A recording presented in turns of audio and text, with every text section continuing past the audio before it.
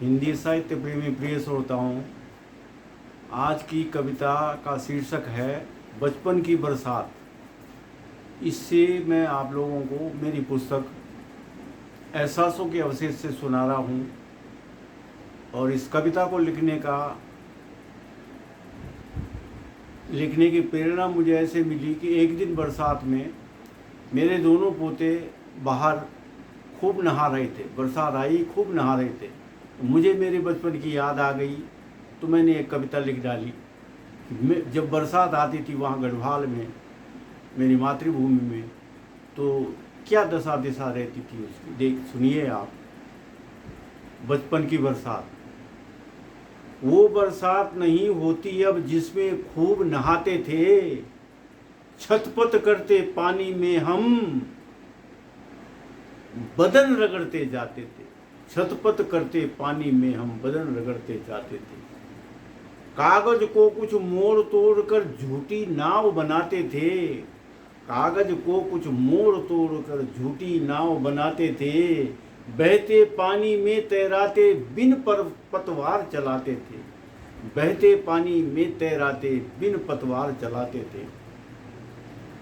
ऊंचा मुंह कर बूंदे पीते, ऊंचा मुंह कर बूंदे पीते।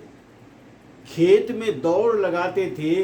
हल्ला करते घर वाले हम मिट्टी से सन जाते थे। हल्ला करते घर वाले हम मिट्टी से सन जाते थे।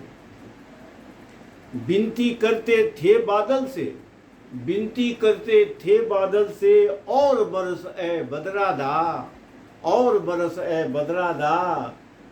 प्यास बुझा दे धरती माँ की, ले तू माखन रोटी खा।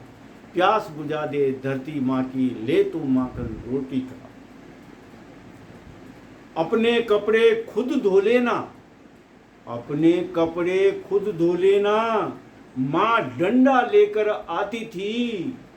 हम आगे और पीछे माँ, हम आगे और पीछे माँ। वो थक कर वापस जाती थी, वो थक कर वापस जाती थी। जाते जाते धमकी देती, जाते जाते धमकी देती। उस धमकी में प्यार छुपा, उस धमकी में प्यार छुपा।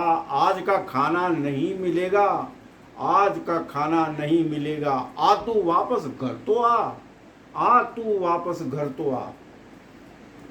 दादाजी की झिड़की सहते, दादाजी की झिड़की सहते उनसे कुछ डर लगता था। ये सच्ची बातें हैं।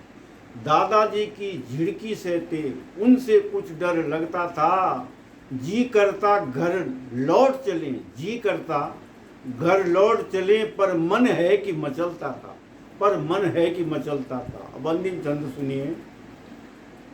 झरने छोया गाढ़ गदेरे, झरने छोया गाढ़ गदेरे। गाढ़ गदेरों पर यौवन आ जाता था, पर यौवन आ जाता था। धरती और बादल का नाता, धरती और बादल का नाता चिरंजीवी हो जाता था। धरती और बादल का नाता चिरंजीवी हो जाता था। चैनल सब्सक्राइब करने की याद रखना। धन्यवाद।